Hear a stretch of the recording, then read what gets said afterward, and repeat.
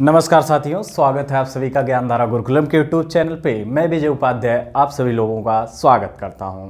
साथियों, आज के इस वीडियो में हम लोग भारतीय संविधान की प्रस्तावना को देखेंगे कि भारतीय संविधान की प्रस्तावना क्या है और इससे जुड़े विभिन्न प्रश्न जो एक दिवसीय परीक्षाओं में पूछे जाते हैं उसको हम लोग यहाँ ढूंढने का प्रयास करेंगे और समझेंगे कि प्रश्न किस प्रकार से एक दिवसीय एग्जामों में आते हैं।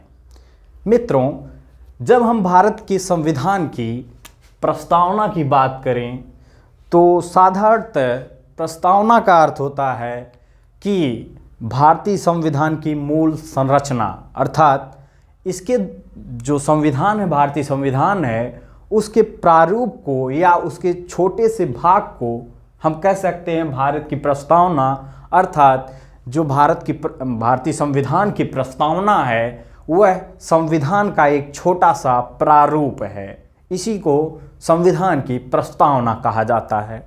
ठीक है मित्रों, अब यहाँ एक क्वेश्चन ये बनता है कि संविधान की प्रस्तावना को उद्देशिका भी क्यों कहा जाता है। तो मित्रों, जब 13 दिसंबर 1946 को पंडित जवाहरलाल नेहरू जी ने उद्देश्य प्रस्ताव दिया था संविधान सभा में संविधान का, उसी का जो एक रूप है वही है संविधान की प्रस्तावना, या जिसे हम उद्देशिका के नाम से भी जानते हैं। ठीक है मित्रों, क्या हुआ, उसे ही हम उद्देशिका के नाम से जानते हैं, जो पंडित जवाहरलाल नेहरू द्वारा 13 दिसंबर 1946 को संविधान सभा को दी गई थी। क्या उद्देश्य प्रस्ताव जो दिया गया था। ठीक है मित्रों, और प्रस्तावना का जो भाव है वह यही है कि संविधान का एक छोटा सा प्रारूप, जिसे हम संविधान की प्रस्तावना कह सकते हैं। तो मित्रों, जब इससे जुड़े प्रमुख तथ्यों की बात की जाए तो हम लोग देखते हैं जो संविधान की प्रस्तावना का प्रारूप है साथियों, वह अमेरिका के संविधान से लिया गया है। किसके संविधान से मित्रों?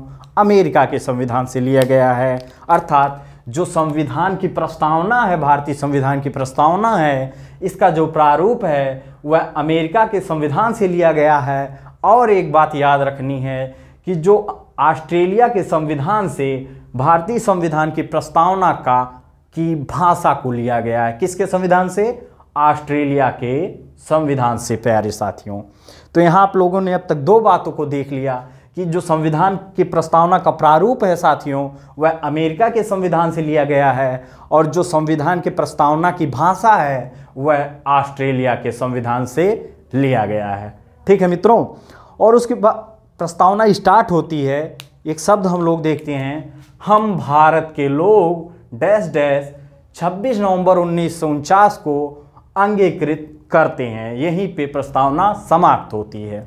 अब देखिए, जो जब संविधान की प्रस्तावना स्टार्ट होती है प्यारे साथियों, तो वह स्टार्ट होती है कहाँ से? अर्थात हम इसको ग्राफ के माध्यम से समझने का प्रयास करेंगे। 3 खंडों में हम समझेंगे कि प्रस्तावना क्या है, और इससे जुड़े जो विभिन्न वर्ड हैं उनको भी समझने का प्रयास करेंगे, क्योंकि जो विभिन्न वर्ड हैं प्रस्तावना में, इन्हीं वर्डों से क्वेश्चन उठता है प्रतियोगी परीक्षाओं में। ठीक है साथियों, तो आइए देखते हैं। प्यारे साथियों, संविधान की प्रस्तावना स्टार्ट होती है, हम भारत के लोग, अर्थात भारत के लोग का मतलब है कि भारत की जनता। प्यारे साथियों, यहाँ भारत के लोगों का आशय है भारत की जनता से। ठीक है मित्रों, अर्थात भारत की जो जनता है वही है भारत के लोग, उन्हीं का नेतृत्व करता है यह वर्ड, हम भारत के लोग। ठीक है मित्रों, उसके बाद ये हो गया संविधान का हमारा स्रोत, कि मतलब जहाँ से प्रस्तावना स्टार्ट होती है, हम भारत के लोग। ठीक है मित्रों, उसके बाद हम लोग देखते हैं इसके स्वरूप को हम लोग समझने का प्रयास करेंगे। तो हम भारत के लोग, भारत को ऐसे स्टार्ट होती है प्रस्तावना, भारत को संपूर्ण प्रभुत्व संपन्न, उसके बाद समाजवादी, उसके बाद पंथ निरपेक्ष या धर्म निरपेक्ष, उसके बाद लोकतंत्रात्मक, उसके बाद वर्ड आता है गणराज्य। चूँकि देखिए एग्जाम में जो होता है वह क्वेश्चन इसी प्रकार से पूछा जाता है कि विभिन्न वर्डों का सीरियल बताइए, या तो पहले से 4 दे दिया जाएगा कि इनका क्रम बताइए, या तो 1 दे दिया जाएगा और अन्य वर्ड दे दिए जाएंगे। आपसे पूछा जाएगा कि निम्नलिखित में से कौन सा प्रस्तावना में वर्ड नहीं सम्मिलित है। ठीक है मित्रों, अब इसके बाद वर्डों की परिभाषा हम देखने का प्रयास करें तो प्यारे साथियों, जो पूर्ण प्रभुत्व संपन्न अर्थात प्रभुत्ता होती है, इसका मतलब है कि भारत संपूर्ण रूप से प्रभुत्व संपन्न है, अर्थात जो भारत है वह किसी अन्य देश पर, इसका मतलब भारत पर किसी अन्य देश का नियंत्रण नहीं है, अर्थात भारत अपने आंतरिक और बाह्य मामलों में निर्णय करने के लिए पूर्णतः स्वतंत्र है। ठीक है मित्रों, यह रही हमारे पहले वर्ड की परिभाषा कि संपूर्ण प्रभुत्व संपन्न। ठीक है प्यारे साथियों, इसके बाद हम लोग देखते हैं समाजवादी। अब मित्रों यहाँ एक क्वेश्चन और याद करने के लिए बहुत ज़रूरी है आपके लिए कि जो समाजवादी अर्थात समाजवादी और पंथ निरपेक्ष वर्ड हैं, यह संविधान की मूल प्रस्तावना में कब जुड़ते हैं मित्रों? तो आपको याद रखना है 1976 में हुए 42वें संविधान संशोधन द्वारा संविधान की प्रस्तावना में 3 वर्ड जोड़े जाते हैं। वह कौन कौन से हैं प्यारे साथियों?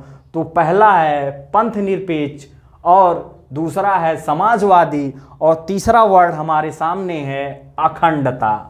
ठीक है मित्रों, तो यह क्वेश्चन बहुत इंपॉर्टेंट है कि 1976 में हुए 42वें अर्थात 42वें अर्थात 42वें संविधान संशोधन द्वारा संविधान की प्रस्तावना में 3 वर्ड कौन कौन से जोड़े गए? तो आपको याद रखना है प्यारे साथियों, समाजवादी, पंथ निरपेक्ष और अखंडता शब्द को संविधान के 42वें संविधान संशोधन द्वारा 1976 में जोड़ा जाता है। ठीक है मित्रों, उसके बाद आते हैं हम लोग यहाँ समाजवादी। अब समाजवादी की परिभाषा हम लोग देखें प्यारे साथियों, तो समाजवादी का मतलब होता है भारत, देखिए समाजवादी साम्यवादी समाजवाद भी होता है और लोकतंत्रात्मक समाजवाद भी होता है। तो भारत जो है प्यारे साथियों, यह लोकतंत्रात्मक समाजवाद है, ना कि साम्यवादी समाजवाद। ठीक है मित्रों, अर्थात यहाँ के जो यहाँ के नागरिक हैं, जो यहाँ का मतलब भारत की जो जनता है, वह संपूर्ण लोग आपस में मिलकर रहकर, और जो भारत की सरकार है वह सबको साथ लेकर चलती है। ठीक है मित्रों, इसके बाद हम लोग देखते हैं पंथ निरपेक्ष। पंथ निरपेक्ष का साधारण मतलब है मित्रों, अर्थात इसका 2 रूप होता है, एक पंथ निरपेक्ष, एक धर्म निरपेक्ष। कहीं कहीं इसको धर्म निरपेक्ष भी कहा जाता है और कहीं कहीं पंथ निरपेक्ष भी कहा जाता है। मतलब जो भारत है, भारत के रहने वाले जो सभी धर्मों के लोग हैं भारत में रहने वाले, इन सभी धर्मों को भारत अर्थात भारत की जो सरकार है और भारत का जो संविधान है समान रूप से देखता है सभी धर्म के लोगों को। यह हो गया हमारा पंथ निरपेक्ष शब्द। ठीक है मित्रों, इसके बाद हम लोग देखते हैं लोकतंत्रात्मक गणराज्य। मित्रों, लोकतंत्र भी 2 प्रकार का होता है, एक होता है प्रत्यक्ष लोकतंत्र और एक होता है अप्रत्यक्ष लोकतंत्र। अप्रत्यक्ष का मतलब होता है मित्रों, जब जनता के द्वारा जो वहाँ के शासनाध्यक्ष जनता के द्वारा निर्वाचित हों, अर्थात चुनाव के माध्यम से उनको चुना जाए। और प्रत्यक्ष लोकतंत्र में क्या होता है, जनता स्वयं शासन में प्रतिभाग करती है। जैसे प्रत्यक्ष लोकतंत्र का उदाहरण हो गया मित्रों स्विट्जरलैंड।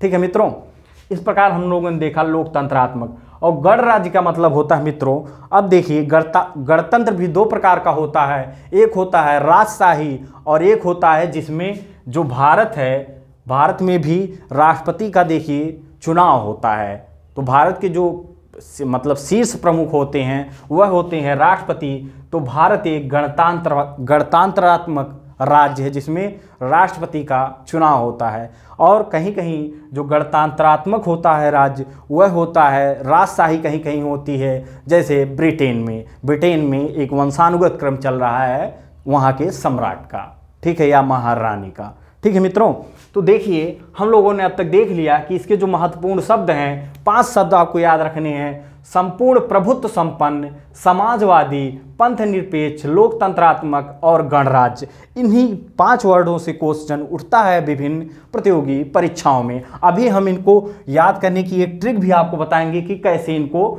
याद किया जा सकता है, कैसे इनको आप बराबर माइंड में अपने सेट कर सकते हैं। ठीक है प्यारे साथियों, इसके बाद हम लोग देखते हैं अगला जो मतलब संविधान का प्रस्तावना का जो उद्देश्य है उसको हम विभिन्न वर्डों, उद्देश्य में जो सम्मिलित विभिन्न वर्ड हैं अर्थात विभिन्न शब्द हैं उनको भी हम डिकोड करेंगे और समझेंगे कि उन शब्दों का अर्थ या मतलब क्या है। ठीक है प्यारे साथियों, इसके बाद हम लोग देखते हैं पहला वर्ड आता है न्याय। न्याय, कैसा न्याय? भारत की प्रस्तावना में कैसे न्याय का वर्णन है? तो पहला हो गया सामाजिक न्याय, दूसरा हो गया आर्थिक न्याय, तीसरा हो गया राजनैतिक न्याय। अर्थात भारत के नागरिकों को प्रस्तावना के द्वारा क्या कहा जाता है कि भारत के नागरिकों को राजनैतिक, सामाजिक और आर्थिक न्याय प्रदान किया जाएगा भारत के संविधान के द्वारा। ठीक है प्यारे साथियों, ये हो गया हमारा न्याय। उसके बाद प्रस्तावना में यह भी वर्णन है कि स्वतंत्रता, अर्थात कैसी स्वतंत्रता, उसको हम लोग देखते हैं तो विचार, अभिव्यक्ति, विश्वास, धर्म और उपासना की स्वतंत्रता का वर्णन है किसमें? भारत के संविधान की प्रस्तावना में। ठीक है प्यारे साथियों, इसके बाद समता आता है। समता को चूंकि जब हम मौलिक अधिकार या मूल अधिकार का टॉपिक पढ़ेंगे, फंडामेंटल राइट का टॉपिक पढ़ेंगे, तब हम लोग समझेंगे कि समता का अधिकार क्या है। वहाँ हम विस्तृत रूप से समझेंगे कि समता और समानता का अर्थ क्या है और यह अधिकार कैसे और कैसे लागू होते हैं। ठीक है प्यारे साथियों, इसके बाद हम लोग देखते हैं व्यक्ति की गरिमा, डिग्निटी। डिग्निटी एक शब्द है जिसका अर्थ होता है गरिमा, मतलब व्यक्ति की गरिमा। इसका मतलब है प्यारे साथियों कि भारत का जो संविधान है, भारत के संविधान द्वारा जो भारत की सरकार को अधिकार दिए जाएंगे, उसमें यह वर्णित है कि प्रस्तावना में यह वर्णित है कि वह व्यक्ति की गरिमा को बनाए रखने का प्रयास करेगा। क्या? भारत का संविधान। उसके बाद हम लोग देखते हैं अगला वर्ड आता है राष्ट्र की एकता एवं। अब देखिए 42वें संविधान संशोधन द्वारा मित्रों यही राष्ट्र की एकता तो पहले से था प्रस्तावना में, लेकिन एक शब्द अखंडता को जोड़ा जाता है। अखंडता का मतलब कि भारत का सभी क्षेत्र एक समान, भारत के सभी क्षेत्रों पे जो सरकार रहेगी उसकी एक ही नज़र रहेगी, अर्थात सभी लोगों के प्रति भारत की सरकार अर्थात भारत के संविधान का एक ही दृष्टिकोण होगा कि उसको कैसे शासित किया जाए। ठीक है प्यारे साथियों, इसके बाद हम लोग देखते हैं बंधुता। बंधुता का मतलब है प्यारे साथियों कि भारत की जो सरकार है अर्थात भारत के संविधान द्वारा जो सरकार को अधिकार दिए गए उसमें यह वर्णित है कि भारत के जो सभी नागरिक हैं वह बंधुता और भाईचारे के भाव से आगे बढ़ेंगे, अर्थात आपस में सहचर्य का अर्थात सौहार्दपूर्ण जीवन बिताने का कार्य करेंगे। इसी से देश की उन्नति संभव है। ठीक है प्यारे साथियों, उसके बाद देखिए हम लोगों ने देख लिया क्या था, क्या कैसे हुआ। उसके बाद दो प्रस्तावना से ही संबंधित दो महत्वपूर्ण विवाद है या वाद हम लोग कहें, जो कि उच्चतम न्यायालय में दिया गया था। उसमें उच्चतम न्यायालय ने अपना निर्णय भी सुनाया और प्रस्तावना के संबंध में यह बहुत महत्वपूर्ण निर्णय था। प्यारे साथियों, अब देखते हैं हम लोग दो वाद थे, इन वादों को आपको याद रखना है। विभिन्न एग्जामों में इससे क्वेश्चन आते हैं कि इसका सन क्या था या यह क्या था। ठीक है प्यारे साथियों, तो हम लोग यहाँ देखते हैं 1960 में एक वाद दायर हुआ था जिसे हम कहते हैं बेरुवाड़ी संघवाद। ये चूंकि इस पे हम लोग एक स्पेशल वीडियो में इसको देखेंगे, तो यह भी प्रस्तावना से संबंधित है। बेरुवाड़ी जिसमें पूर्वी पाकिस्तान का जिक्र आता है और भारत के संघ का जिक्र आता है। तो भारतीय उच्चतम न्यायालय ने 1960 में बेरुवाड़ी संघवाद पर अपना निर्णय दिया था। उसके बाद और यह प्रस्तावना भारतीय संविधान की प्रस्तावना से संबंधित है। उसके बाद एक महत्वपूर्ण वाद है जिसे आप सभी लोग जानते हैं और शायद जो भी संविधान के अध्ययन करने वाला स्टूडेंट है उस भली भांति परिचित है। 1973 के केशवानंद भारती केरल वाद के संबंध में यह भी संविधान की प्रस्तावना से संबंधित है कि संविधान की प्रस्तावना में अर्थात संविधान की जो प्रस्तावना है यह मूल संविधान का भाग है या नहीं है। ठीक है प्यारे साथियों, अब देखिए जो आपके लिए सबसे महत्वपूर्ण है और इस वीडियो का सबसे महत्वपूर्ण बिंदु है या हम कहे भाग है, उसको आप लोगों को जरूर देखना है। क्या हमने एक ट्रिक निर्मित की है, क्या कैसे इस जो 5 वर्ड हैं इनको कैसे आप लोग प्रस्तावना के वर्डों को आप लोग अपने माइंड में सेट करते हैं और विभिन्न एग्जामों में बेहतर प्रदर्शन कर सकते हैं, उसको आप लोग देखिए। प्यारे साथियों, हम लोगों ने लिखा है प्रभु सम पंथ लो सारण्या। अब इसका अर्थ आप लोग देखिए कैसे। प्रभु से हम लोग जोड़ते हैं संपूर्ण प्रभुत्व, संपन्न से प्रभु को हम लोग देख लेते हैं, सम से हम लोग देख लेते हैं समाजवादी को, और पंथ से हम लोग देख लेते हैं पंथ निरपेक्ष को, और जो लो से है लोकतांत्रिक गणराज्य को आप देख सकते हैं, और जो SAR हमने लिखा है इससे मित्रों यस से आप लोग देख सकते हैं सामाजिक, हिंदी में आप लोग पढ़ सकते हैं सामाजिक, और जो हम प्यारे साथियों जो ए है, ए से पढ़ सकते हैं आप लोग आर्थिक, आर्थिक आर्थिक हो गया। उसके बाद आर जो है इससे आप लोग पढ़ सकते हैं क्या, राजनैतिक, राजनैतिक। ठीक है प्यारे साथियों, तो आपको याद करना है। उसके बाद ये क्या है, क्या है सामाजिक, यस से सामाजिक हो गया, ए से आर्थिक हो गया, आर से राजनैतिक हो गया, और यह है क्या, तो आगे हम लोगों लिखे हैं न्याय।